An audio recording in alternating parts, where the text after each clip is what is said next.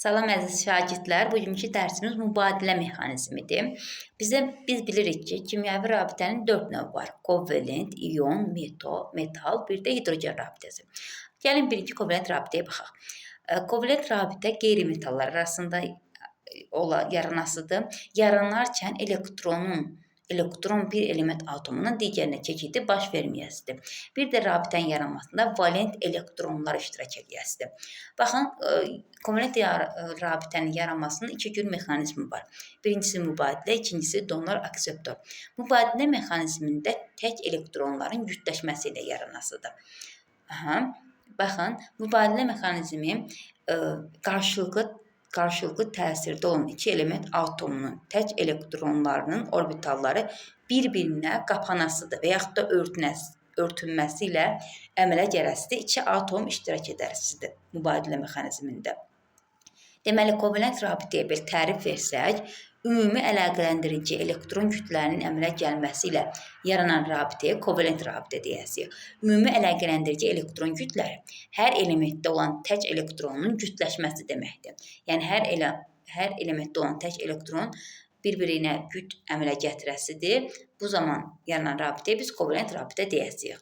İndi tam şəkildə birləşməli molekullara baxaq. Məsələn, birinci hidrogen molekuluna baxırıq. Hidrogen molekulunda 2 atom var. 2 hidrogen atomu var. Və rabitənin əmələ gəlməsi üçün biz elektron formulunu yazırıq. Formuluna baxırıq. Hər bir hidrogen atomunda bir tək elektron var. Baxın, rabitə yaranan zaman bu tək elektronların orbitallar bir-birinə qapanasıdır. Məsələn, birinci hidrogeni yazıram, sonra ikinci hidrogeni yazıram, sonra tək elektronu yazıram. Bu bir hidrogenin elektronu, bu da digər hidrogenin elektronu. Baxın, ümumi əlaqələndirici elektron kütləri əmələ gəldi. Baxın, bu elektron kütlərinin əmələ gəlməsinə biz kovalent rabitə adlandıracağıq.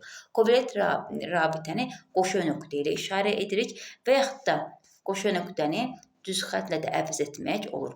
Hər bir kovalent rabitənin yaranmasına 2 elektron iştirak edir. Deməli, mübadilə mexanizmində qarşılıqlı təsirdə olan iki element atomunun tək elektronlarının orbitallarının bir-birinə qapanması, örtünməsi ilə əmələ gəlir. İndi digər molekullara baxaq. Məsələn, xlor 2 molekuluna baxırıq. Bunun elektron formulunu yazırıq. 2s2, 3p şəklindədir. Burada, uşaqlar, bu valent elektronların tək elektronları rabitə əmələ gəlmədə iştirak edir. Cüt elektronlar yox. Amma cüt elektronları da bura yazırıq. Bax, bu 3s2-nindir. Bu da 3p5-indir. Bunları yazıram. Sonra tək elektronu yazıram. Rabitə əmələ gəlmədə iştirak edən tək elektronlar. Bunları yazdım.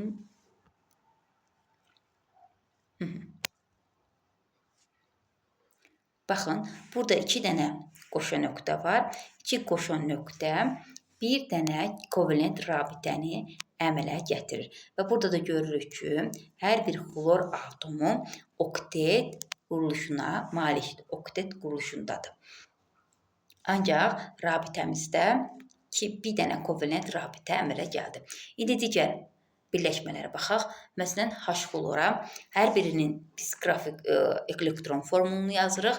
Elektron formulunda bizə baxırıq ki, neçə dənə tək elektron var. Xloru yazandır uşaqlar. Xloru yazaq. Xloru bir tək elektronu var.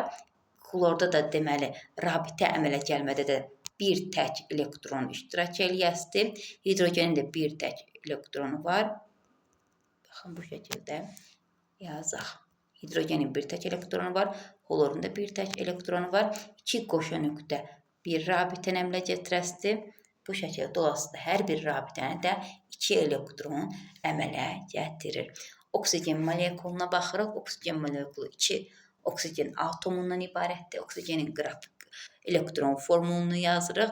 Yazandan sonra cüt elektronlar rabitə əmələ gəlmədə iştirak etməyəsidir mübadilə mexanizmində. Bunları bura qeyd edirəm. tək elektronları yazıram. Bu bir tək, bu iki. Digər oksigen atomunu yazıram. Digər oksigen atomunda da iki tək elektron var. İki tək elektronlar rabitənin əmələ gəlməsində iştirak edir. Cüt elektronlar amma yox. İndi oksigen arasında iki rabitə olasıdır. Deməli, oksigen arasında iki kovalent rabitə var. Rabitənin əmələ gəlməsində 4 elektron iştirak edir. Digər azot molekuludur. Azotun qrafik formulu var, elektron formulu var və biz görürük ki, azotun 3 dənə tək elektronu var. Rabitə əmələ gəlmədə də bu 3 tək elektronu iştirak edəsidir. 3 tək elektronu iştirak edəsidir. Deməli, 3 tək elektron iştirak etdiyi üçün azot molekulunda 3 dənə kovalent rabitə var. 3 dənə kovalent rabitə var. Hər 3 kovalent rabitənin əmələ gəlməsində 6 elektron iştirak edir. Amoniak molekuluna baxaq. Amoniak molekulunda hidrogenin elektron formulu görürük. Bir tək elektronu var. Azotun elektron formulu burada da görürük ki, 3 tək elektronu var. Bu azotu yazırıq. Bu 2 dənə cüt elektronu, 3 dənə də hidrogen atomu var. Azotun tək elektronlarını yazıram. Azotun tək elektronu, bir də hidrogenin tək elektronlarını yazaq. Bu da hidrogendir. 3 dənə tək, hər birində bir tək elektron. Bu qoşu nöqtələr bir kimyəvi rabitəni əmələ gətirəsidir. Cəmi 3 dənə rabitə olasıdır və 6 elektron iştirak edəsidir. Burada gördüyümüz kimi azot oktetdədir, hidrogen də dubletdə olasıdır. İndi H2 molekuluna baxaq.